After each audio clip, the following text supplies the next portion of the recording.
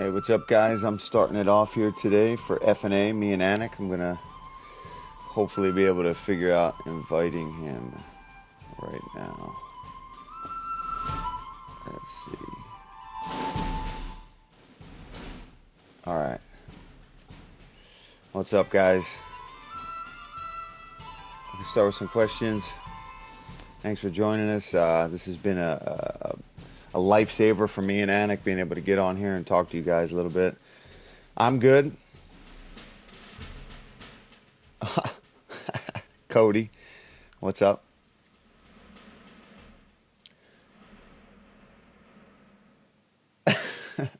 Rose, flipping me off. Thank you. Can you follow me? I don't know. So what's up, guys? How's everybody doing with your quarantine, staying at home, all that kind of stuff? Hopefully I'll be back on TV May 13th, 16th, working with all these guys. We're all going to be down there in Florida figuring this out, getting some live sports for you guys back on TV. So rematch with Perry, we'll see. I don't have a preferred next opponent yet. Hold on. How do we get... Guys, what's up, Butler? You idiot. Anik. Where are you? All right, well, I'll just keep answering questions.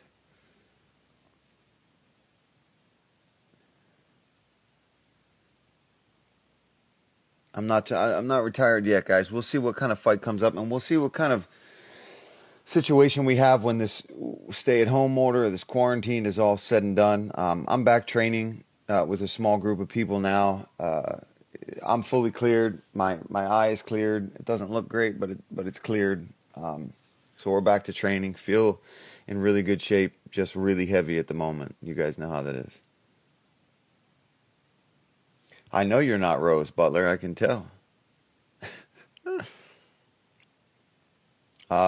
The coronavirus in PA is pretty significant, especially in the Philadelphia area. We were expected to be one of these peak cities coming up soon where it was going to get really bad. So hopefully we avoid that and the hospitals don't get overwhelmed, but you never know. So I'm just staying home as much as humanly possible, working out, in the closet behind me. We got, let me see if I can show you guys how disgusting it is back here, but this is the...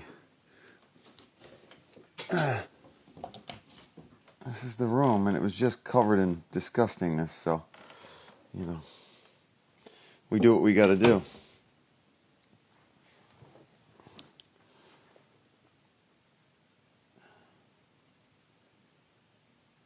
All right. I don't even see Anik on here. Does anybody see John on here?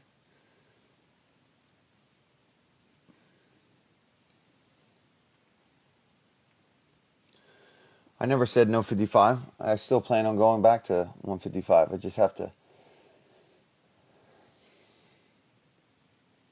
Here we go. I have him coming up. Wait, did I hit the wrong person? Yes.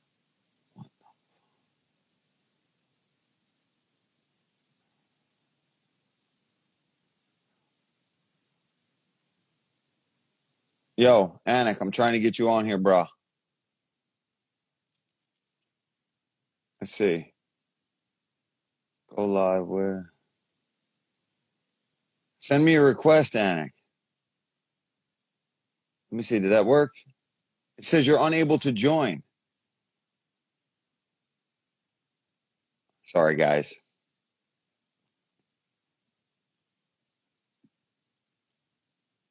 Here we go. My beard is getting out of control. Hey! My bad. No apologies necessary. It's all on me, actually.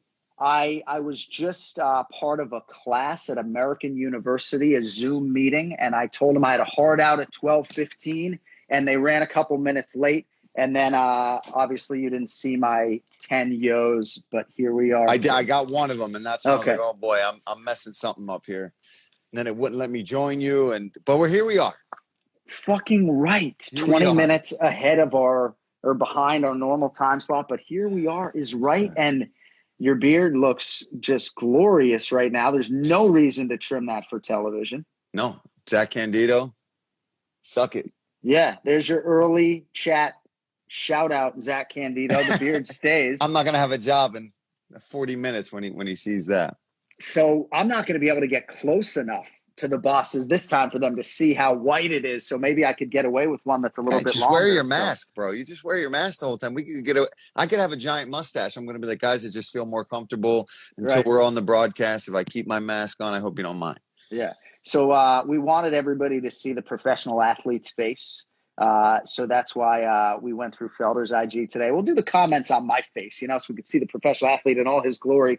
Probably cut about 1,500 calories this morning with a little. I did close to 700 on the bike this morning. So I'm at like close to 1,600 for the day so far because I got really good sleep. So really good sleep means you're burning calories, you're resting, you're recovering. Yeah. But I'm in a battle right now. Now, John, it's not just me and Chef Larios. It's now me, Jared Gordon, Chef Larios, and the one and only Bilal Muhammad. So we are in a head-to-head competition on the Whoop app with the bracelet. So, it's about recovery. It's about performance. It's a lot of things. And these guys were training for fights. So I'm kind of screwed. And even Chef Larios is out there with Anthony Pettis now, helping him get ready for his fight with Donald. Right. So he's on the road with him. He's up with him in the morning. So unfair advantage for all of those guys. And I'm still there in this competition. Yeah. A lot of these guys might be fighting before June 1st. So, yeah.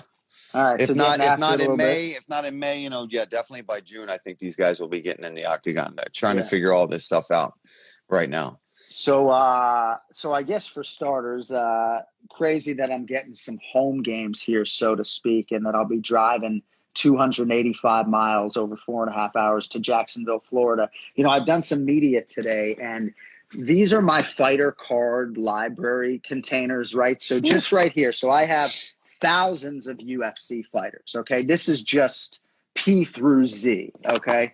Probably should have had the Paul Felder fighter card out today, right? But I can put my entire fighter card library in my car and go to Jacksonville so that if we're getting new fights, I'm not asking my wife to come up and take a picture of my card. And you're ready to go. Maybe I have an antiquated system with the handwritten card. Maybe I should get a fireproof safe and all that stuff. But I'm excited to take my fighter card library on the road. So I'm going to be doing Saturday, May 9th and Wednesday, May 13th. Is there anything you can tell us about Jacksonville and do you know anything or no? No, I know nothing. Okay. I know nothing. I just know that I'm excited and terrified for the travel. I'm not worried about when I get there with you guys. I'm sure we'll be able to keep enough distance, say what's up, see new faces, get to work, have our meetings. We were trying to figure all that kind of stuff, how we're doing that with phone interviews, and are we going to have some in-person one? Right. But yeah, I'm excited to adventure out there. So you are leaving ready after the pay-per-view, so you're not going to be in Jacksonville for the first show? I'm working the pay-per-view. This is my dog's bed at the moment, but this will be moved, and this will have a giant UFC 249 or whatever we're calling it now backdrop, in the background. I'll be sitting in my little green chair here, and I will be working the ESPN angle of it. Wow. Yeah. So I will be working from home. And it is also Ashling's birthday. So all morning I'll be doing birthday stuff. All afternoon we'll be doing birthday stuff. And then around 5, 6 o'clock, I'll have to do a little bit, then probably have some cake. And then once the pay-per-view starts, she'll be in bed and I'll just be working from my room. Hopefully she doesn't wake up. But if she does, whatever, it'll be a Saturday night.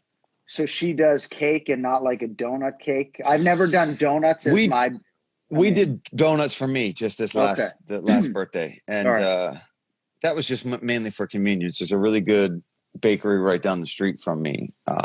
Straub's, I think is the name. Yeah. Any Delco people out here can tell me if I'm right. Straub's. So are you calling any fights in Jacksonville, or are you just working the desk? Do you know those details? I'm pretty sure it's okay for us to say this kind of stuff now, right? I mean, it's announced that you're working May 9th. Yeah, I'm calling the 13th and I'm calling the 16th. Okay. All right. And I'm So, working the desk for all of it. and you're flying down there I'm flying down. and you got a mask. I've got a very good one. I've got Yep. some legit ones and Yep. some homemade ones. So I can cover the legit ones if I have to protect them as much as possible. But I do have just a couple quality ones that I'm going to take with me.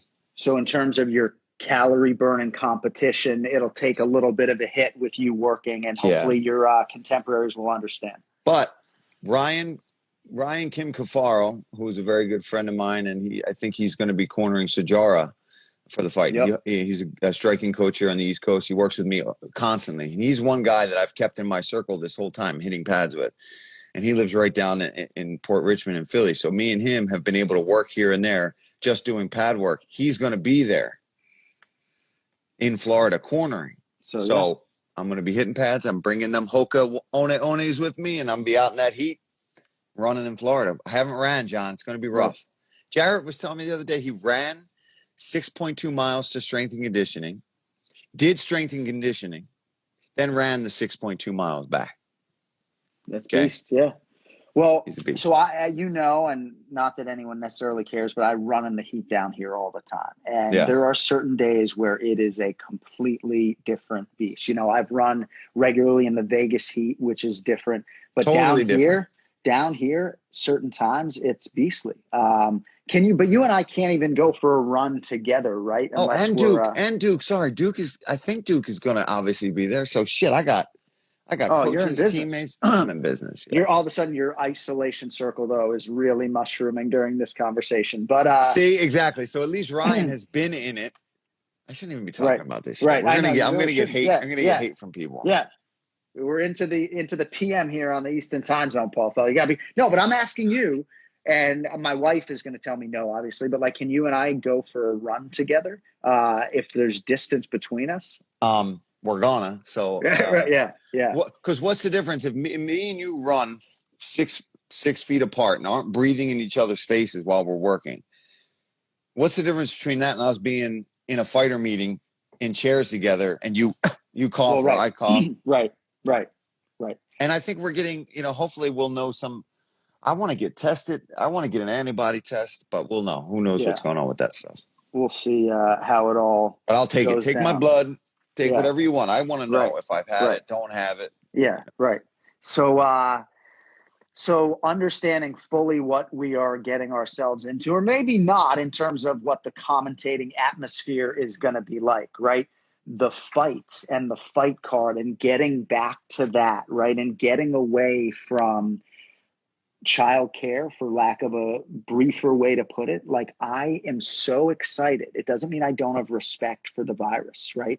It really doesn't. But I can't profess to you how excited I am when I look down at this fucking mega card that is 10 days from now, and I'm literally looking at Jeremy Stevens versus Calvin Kattar. That is a UFC fight night main event, and then the hits just keep on coming from there. And you knew when the UFC got back on course that we would potentially be looking at a couple shows like this. But I mean, Fabricio Verdum's the former UFC heavyweight champion. He's competing on the prelims. Michelle Watterson headlined in her last fight. She's a preliminary fighter on May 9th. Carla Esparza has had a belt prelims. Uriah Hall and Jacare Souza could be a UFC fight night main event, and you're getting it very early in the night. So, I watched Luque Price the first fight back. Can't wait to see the rematch. Nico's a totally different animal than he was back then when he was undefeated and not all-knowing. Not that he is now, but dude, I'm excited. I'm excited.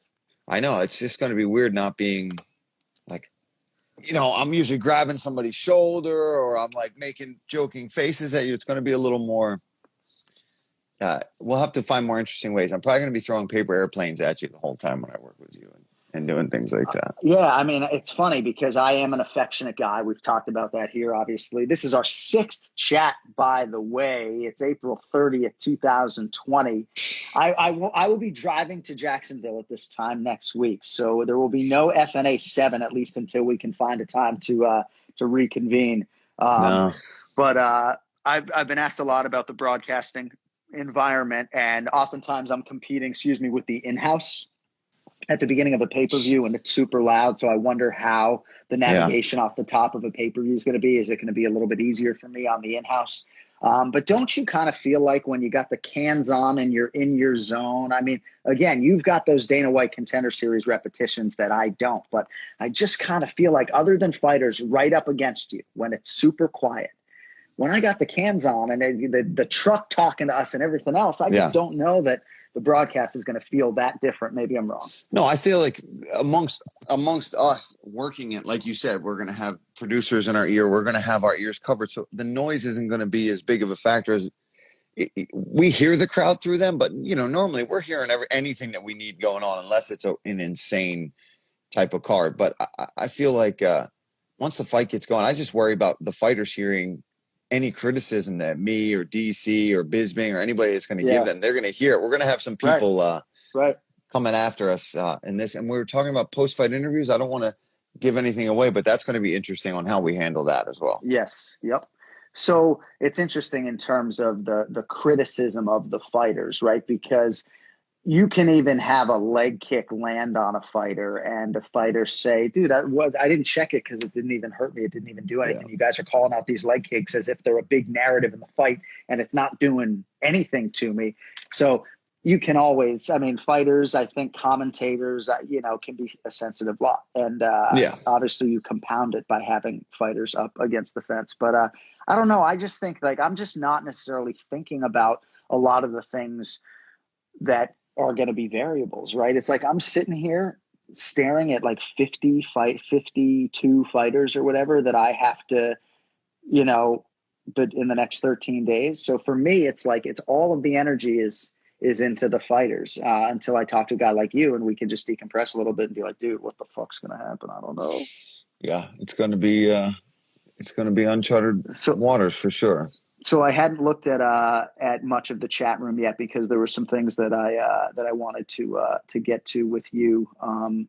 Alessandro is chiming in terms of your next opponent. I know everybody who's in here now hasn't been in here previous weeks, but there are a lot of big names that we have talked about. I think from your standpoint, you just want to see Ferguson and Gaethje fight to get a little bit further clarity, but a lot of big options for you whenever that may be. Yeah. I don't even would consider 70-pound fights, 170-pound fights. I just want something that's gets me out of bed, gets me excited, somebody that's a fun fight, or somebody high in the rankings that's going to move me towards back into the title picture for 155, or just something super exciting, something the fans are going to go nuts for. But that's the other thing is I'm saying that, right? But what if there are no fans still? This is where your next fight. I would be stunned if there was a gate for your next fight. Yeah. So, just think about the closet, man. Just think about the closet. Did you order the Peloton yet? Did you order the Peloton yet? Good. I did. It's going to take forever though. I ordered it a few days ago and it gets here June 3rd. Over under 3 Gs. Can I ask that? Under. All right. I got a treadmill, and obviously with all the kids we have, even though we're in Florida, the treadmill gets some run. It's in the garage because that's that closed garage treadmill. That's a little sauna down here. Oh my God, dude, that's this thing today. It's about 30 minutes through the ride. I always end up because I can reach the door handle from the bike seat, so I just toss that thing open and then Sorry, I know Brian Butler. Shout out to Brian Butler, by the way. I didn't see exactly what he commented on.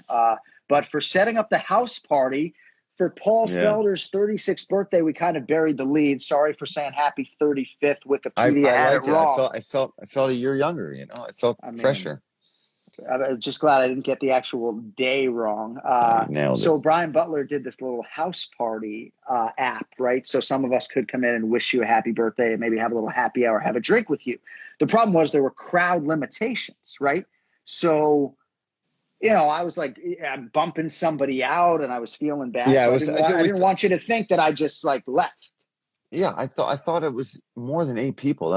That's the first time I've ever had that many, so we didn't know. But it was funny. It was definitely like a game of musical chairs in there for a little Yeah, while. it's good. You got a lot more friends than I do. So on this program in the past, you have leaned towards Justin Gaethje without giving an official prediction on him. The lines are kind of all over the place within Yeah. 15 cents. Tony Ferguson right now is minus 190. Justin Gaethje plus 155 with 9 more sleeps before UFC 249. Is there anything that could happen during fight week? Since ESPN is going to make you predict this fight in 8 days or so, is there Yeah. anything that could happen during fight week that would change you from picking Justin Gaethje next week? Uh, not really, but maybe seeing any kind of interactions. Are we going to have face-offs and all that? I mean, there's no point in avoiding them being near each other when they're going to fight each other, right? So I will be emceeing some sort of stare downs, I believe. At I don't know six if feet. Dana will be, but I don't know how close they will get. But if there's nobody in between them, that's not going to happen. You got to have Yeah. somebody there to mediate. Yeah, or And they could fight right there. Yeah. but you would certainly argue that if they are going to be fighting the following day, then they could probably go nose to nose. But Yeah. I don't know. Again, there's probably a lot of ignorance that drips off of me with that comment, Same right? here. Because we're trying to minimize risk. So Right. it's like I'm not going out to dinner. Not that I would get the invite from certain people necessarily, but it's like I won't be going out to dinner. You know? Yeah.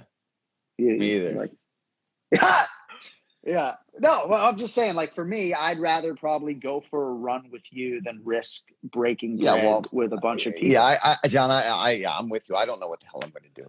I'm just excited. I know this sounds you weird, but don't, Paul. even just to be in a hotel, it's like, ooh, I'm on the road again. Maybe I'll order some room service and just kind of hang out. I haven't done that in, months. But bro, I don't believe there's going to be room service. It might be Trifecta bringing us meals to the Are you room that we're sure? eating very Is the carefully. hotel not even open? Are they opening it for us? I don't know. I don't know. I know that I'm in Boca Raton, Florida, and they just opened the parks yesterday, so things are starting to soften. But do I think it's going to be full throttle hotel with maid service every day and 24/7 room service? Again, this comes from no place of information, but I'm not expectant that that's going to be our reality. I want to talk about fighting, but I'm certainly curious what you're going to do when you go back to Philadelphia, because if you think my wife's going to let me trot into my house without a mask on and hug my kids, there's no way. And I got a baby who I can't say, hey, daddy can't hug you, right? Yeah. My daughters will be sad for a minute, and then they'll be like, okay, dad, give me my iPad. When are you buying me an iPhone? That's true. But my son will be upset. All right, so my daughter's only not even 5, and she gets sucked into that iPad like crazy, man. I'm like karate chopping that thing out of her hands. Well, again, people didn't necessarily tune in for COVID-19 talk and screen time and children talk, but I can sit here and defend my kids having a screen if you really want me to. People are banging. I mean, yeah, I don't have to. Maybe I'll give them an extra hour today. There you go. Maybe should I give them 2.5 hours? Let them go to bed with it. Let them go to bed with it. Yeah, and you know what? While you're at it, give them a lollipop to suck on while they're sleeping so that the sugar gets all over the teeth. Our buddy Jimmy Stewart, his mom used to let him have apple juice before bed. Lucky guy. Explains everything. Yeah. But what were we just talking about before? I don't even know anymore. What year is it? Yeah. Here's what I want to say, and I'm sorry if this is repetitive to this audience, but we're going to be sitting in an empty arena, and Dominick Cruz is going to walk out to compete for the first time since 2016. And yeah. I feel like at that moment, we're really going to feel like we're in a movie, you know, because he knew all along that, somehow, some way he was going to come back and fight for the title, And here we are. And here we are. Yeah. And I just, I think that's the moment where it's just going to feel completely surreal, to me. But, I don't know, man. One foot in front of the other. All right, so Cejudo Cruz. So Dominick can be had in the plus 200 range right now. You can understand why Cejudo would be the favorite. I don't know if he deserves to be entrenched in the minus 235 range. But that's your co-main event for the UFC Bantamweight Championship. One angle you can argue that's not being talked about enough is that Henry Cejudo had a major shoulder surgery. But But this was Henry's timeline all along. This was the month that Henry was going to return all along. This was the date on which Henry was going to return all along. So, yes, it's been an extended layoff. Yes, it's not ideal, I guess. But any concerns for Henry on that front as a guy who has been cut open once or twice? I mean, I've always felt like I've come back just as good or maybe even a little better because you are worried about the injury. And a lot of times you're better because you've had the thing fixed. Usually before you get those surgery, you've been wearing that injury for a long time, so that shoulder was probably more of a problem before surgery, even though you have to go through the rehab. And obviously your injury that area is weaker for a significant period of time. But once it's strengthened back up and you're back using it again, those kinks that were in there before are now gone, so that's one of the reasons you'll see guys come back. And sometimes if that injury is so bad, like certain knee injuries, you just may never be the same again anyway. Like Dominick we worry about, but the guy always seems to find some crazy way to come back. And it's not been his knees lately. It's just the same thing. He had how long ago was Dominick's shoulder problems? Right. And he's had other surgeries. He's had other surgeries since the shoulder. Yeah. Freezy Sevens wants to know if I drink beer. I prefer a Blanco tequila on the rocks with a splash of pineapple juice, but which is delicious. We had one of those the last time we were hanging out. Last time we were together. And I was saying earlier, I'm an affectionate guy. Like, I do think there will be some emotion for me waving to you guys at the commentator table, because that will make it real in my world to me, that I can't say have a good show to you or have that personal contact. All right. So Cruz and Cejudo, we were talking about as Henry as the betting favorite. So on our podcast, I think Ian Parker, the Duck, who is one of our resident handicappers, is pretty convicted in his belief that Cejudo is going to be the guy and will be his prediction. Sounds to me like Kenflo might be going Dominick Cruz, but there's a lot of time between now and fight night. Do you like Dominick Cruz at that number? I know you don't think he's biting off more than he can chew in terms of the 5 rounds. Is it hard for you to handicap his chances given the layoff? What do you think about Cruz, Cejudo, and the number right now, Paul Felder? We're just trying to warm you up. This is the first time. Yeah, this is the first time that I've had to call somebody's fight that's, not a teammate, but somebody that I work with. Like I've called a lot of teammates before. Yeah, but this is the first time where, I haven't called one of DC's fights, and obviously I'd never called one of Bisping's fights, and that's the only fighters that Anthony Smith, maybe I've worked with him on the desk and worked his fights as well, but different. It's a little different. Right. And the first time you called fights, it was me, you, and Dom. And it was me, you, and Dom. You go back a ways. Yeah. Exactly. And so I'm gonna I just like I was rewatching a lot of Dominick's old fights today, man, and the way he moves and his wrestling, he's so unorthodox. And to come in and to take on that guy, it's almost like you're better off if you were to get a rematch with Dominick or just catch him sleeping. But he seems to be in really good shape. I like what I'm seeing on his Instagram and the way he's training. And obviously all of that can be deceiving, right? Because it's just a snapshot into your life. But he seems like for a long time now, he's been getting very serious and ready to go for this fight. And the way these circumstances work out to give him this shot, I like his chances. I think I'm going to end up picking him. Amazing. And by the way, and I'm probably going to eat a lot of shit for that too, and be told that I'm just being a favorite, and they can kiss my ass. Well, that's okay. I mean, Kempf will be the first to tell you he don't give a shit. Woodley and Cormier, he's probably picking those guys. Bisping, he's worked with them a million times. He ain't going to sit there and pick against DC, and he doesn't care who knows it, Yeah. But that's interesting that you lean towards Dominick Cruz about 10 days out. And I think it's because that this actually dovetails with his timeline as well. As much as I set up that Henry Cejudo was training for UFC 250, which would have been May 9th, Dom's been, loading up towards May as well. One thing I can tell you about Dominick Cruz that maybe people don't know. And again, I've spent so much time with him socially where inevitably we just talk about fighting. And so I've learned a lot over the years, but I've also talked a lot with him about early times in his career.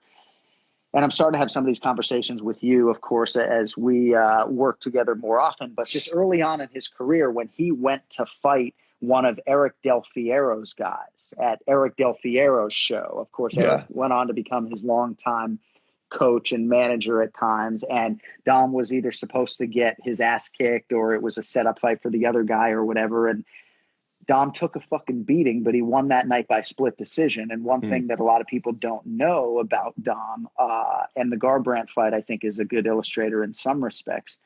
He could take a shot, man. He's willing to go to those dark places like you, like Justin, absolutely more than fucking willing to meet you on death's doorstep. Yeah. So there's so much that comprises this total package that when I think about him walking out and me trying to maximize those 15 seconds before I toss the baton to Joe Rogan, I mean, I don't know that there's enough real estate there for me to encapsulate all that is behind Dominick Cruz as an athlete and all that's in front of him in these 25 minutes. I can't wrap my head around the fact that this is our reality in 10 days and that this is his reality. It's nuts, bro.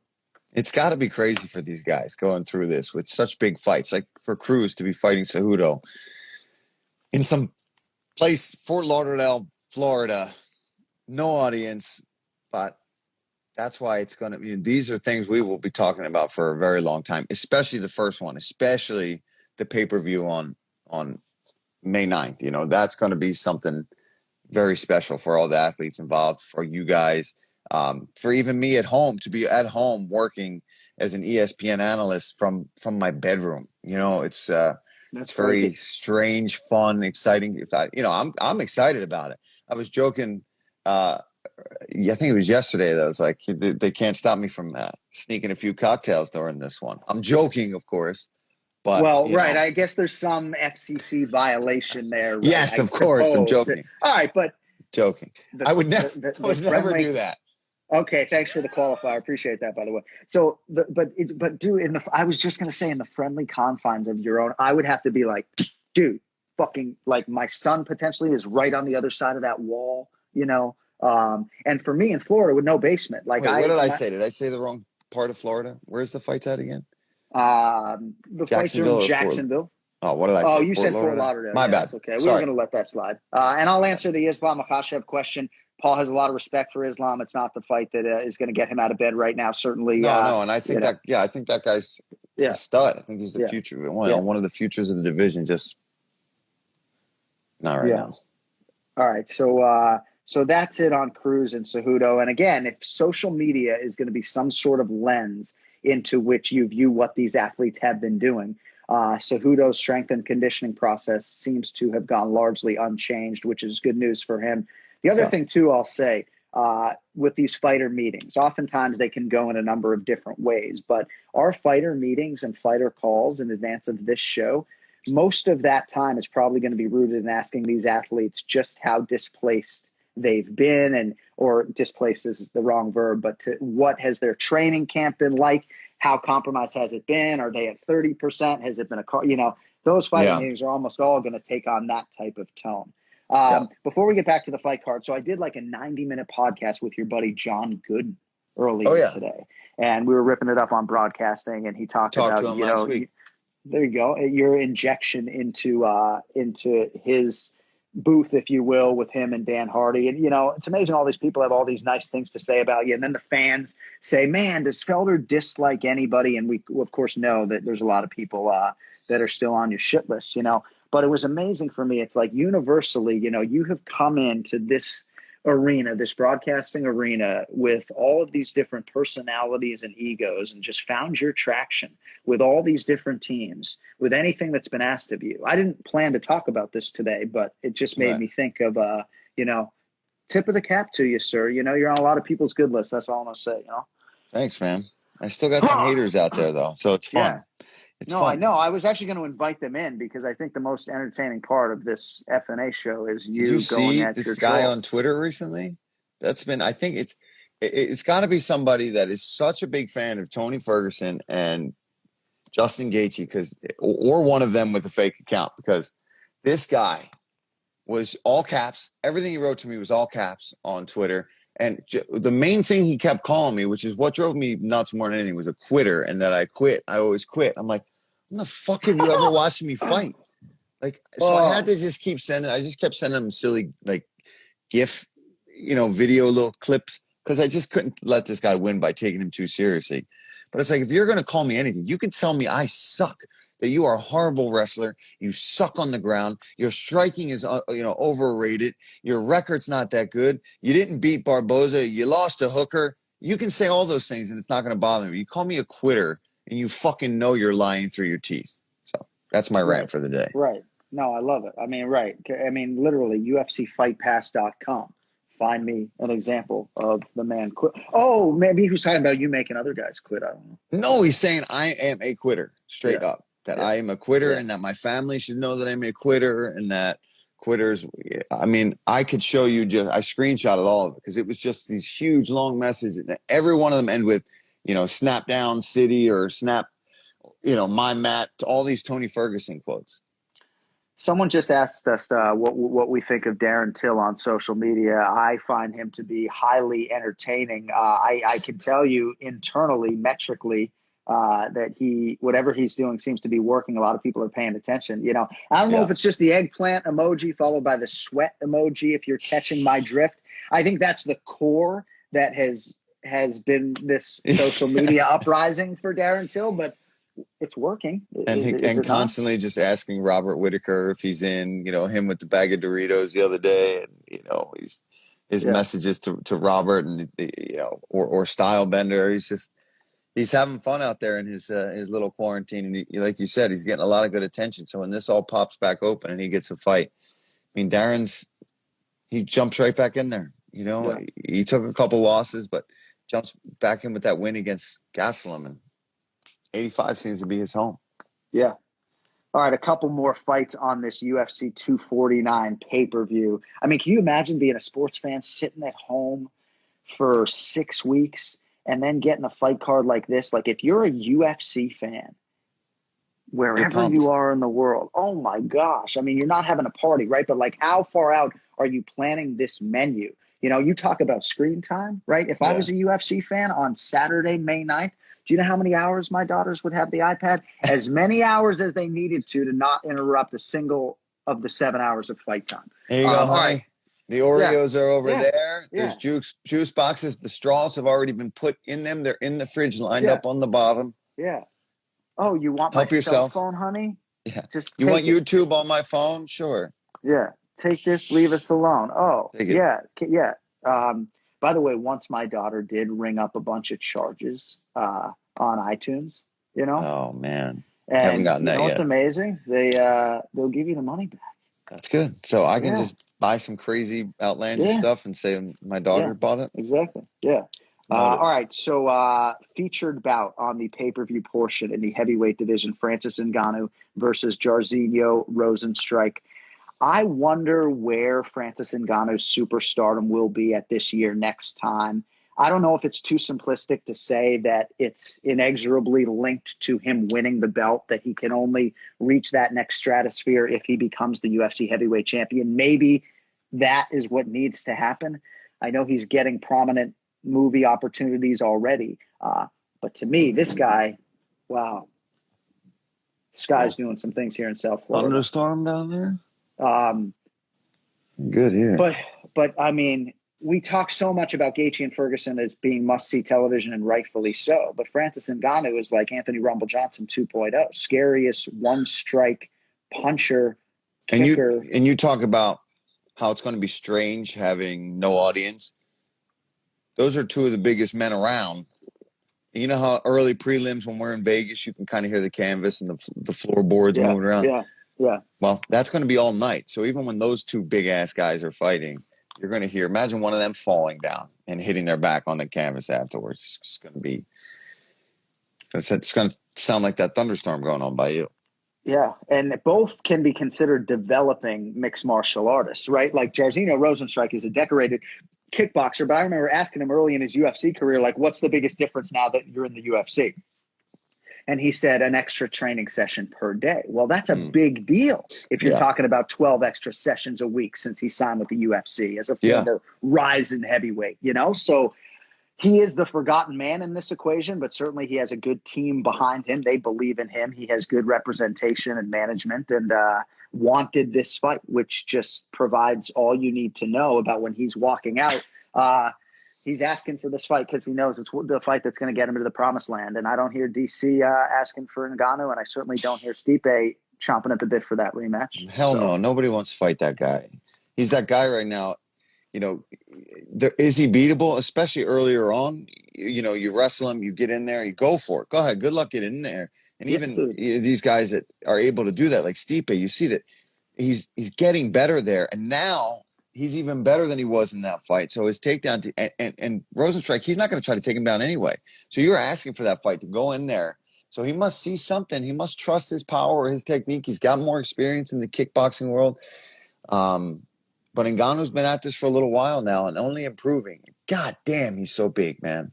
I wonder what he's going to come into this one at, John, because I know he's bounced around, right? He did drop some weight for a couple of his fights. He wanted to come in later, but I think he went back up again. So when he fought Stipe in Boston, he was in a very bad place Thursday in terms of the cut. I know that's a long time ago, but he is to your point, in a different place when it comes to that stuff now. So yeah, a lot of other highlights on the card. You know, Uriah Hall is an intriguing dark horse for me in this middleweight division. You know, he's won 2 straight, 3 of 4.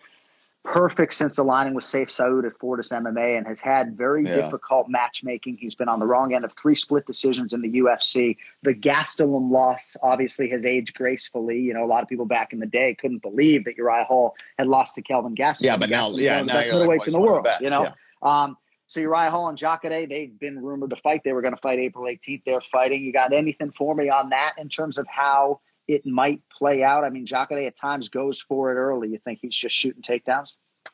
Yeah, I think he'll throw some big shots, but I mean, it would just be silly of him, in my opinion, to not try to get this fight down to the ground. But I think his stand-up and his power is good enough to be able to close that distance, especially if Uriah tries to get fancy with him and he can get a hold of a leg. I think on the mat, it's a bad night for yeah. But on the feet, Uriah, man, fuck. He shows up. You know, he almost had Paulo Costa hurt when they fought forever ago. But that boy throws bombs, for sure. And he's such a technical striker, but he seems to almost get in his own way more than anything else. I've talked a lot to him, and that he's definitely a mental guy, a smart guy. And this sport gets to him sometimes. Like a lot of us who kind of realize how ridiculous this sport is, it gets to guys that understand it a little too much. Like, what the fuck am I doing? You know what I mean? I think he's a guy that realizes that. Like, why am I? Of course. So, and rest assured, all these comments that are saying such nice things about my friend here, Paul Felder, and him being a savage, rest assured that he's seeing all that love. So thank you, guys. Yes. We just aren't going to read them out individually. When was the last time you had a donut, by the way, before I get to my final item? My birthday. My birthday was April 25th. That's right. That's the last time you just said that. Yeah. That's the last time I had donuts. All right, so I'm trying to lose weight, John.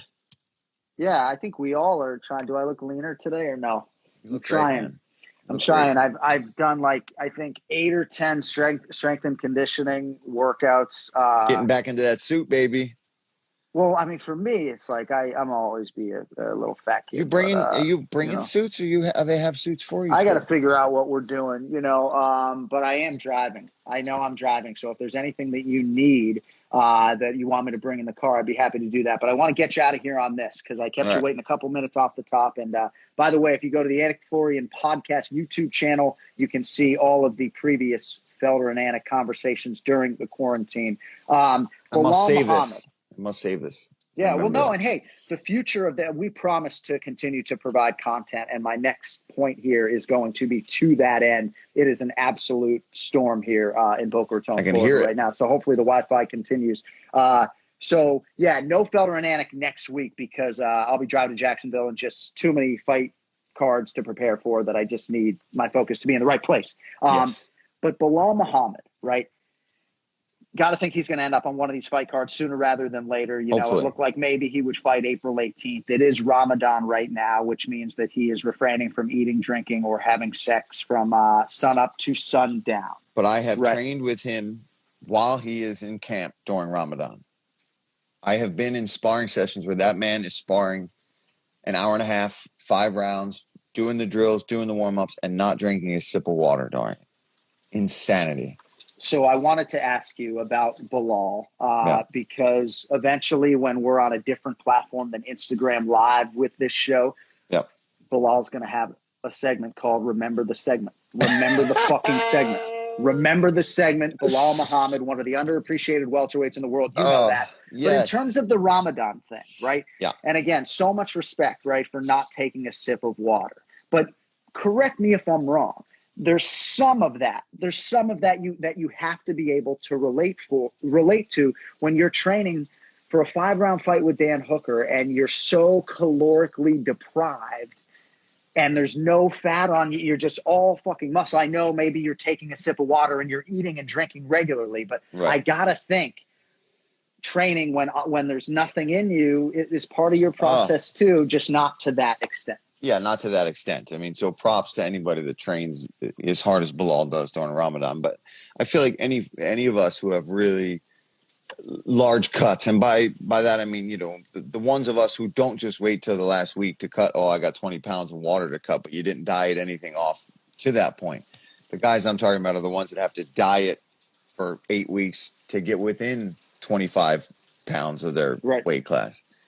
So yeah, fucking miserable, man. You know, Ian can tell you he's there for most of my pad sessions with Duke at night because that's the way the schedule works out most of the time is, you know, cardio or strength training during the morning, then pro practice during the day, and then pads with Duke and bag work and rope and all that kind of shit at night. And by nighttime, by that third session, you know, you're running on fumes. But just think about that, right? And you outlined it, no sipping water as I sit here laboring through a 45-minute Instagram Live, sipping on my tea, you know, like the fucking piece of shit that I am. You know what I mean? No, respect to Bilal. I'm thirsty Muhammad. myself. So yeah. So all right. Feel bad. So if you want to watch this in its entirety, if you're just joining us late, you can go to Paul Felder's Instagram story, Felder Paul, and it will also be on the Anik and Florian podcast YouTube page later today. I will see you in Jacksonville. And yes, sir. I'm excited to say that, and then probably talk to you in this capacity on the back end. But I wish you safe travels. If I can be of use with my car and my masks and my gloves, you let me know. Yeah, maybe maybe the gloves. I'll borrow some gloves from you. All right, I got you. All right, buddy. Great stuff. Happy birthday to Ashling and to you, and we'll see you in a week, kid, huh? Yes, sir. I'll see you soon, brother. All right, thanks, everybody. Bye. All right, guys. I'm going to save this to my story. Check it out. Thanks to everybody for tuning in. It's been great. And stay safe out there, guys. I know this sucks for all of us, but we're going to be better people at the end of this. Hopefully. There'll be some of us who are worse, but screw those people. Peace.